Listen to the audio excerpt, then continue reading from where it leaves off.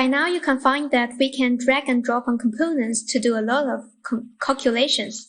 Of course, if you want to use data for analysis, we have to further processing adjustments to the data.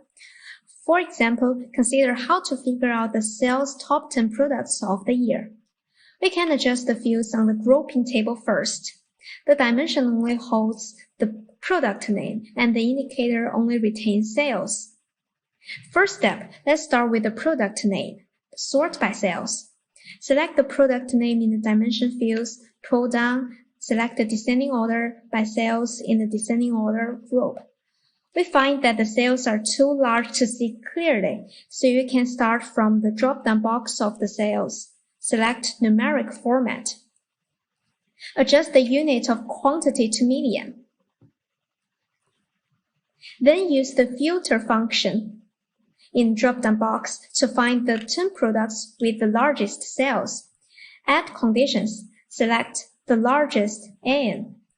Enter a fixed value. Click OK. Then the 10 products with the largest sales are found. Finally, you can change the title to Sales Top 10.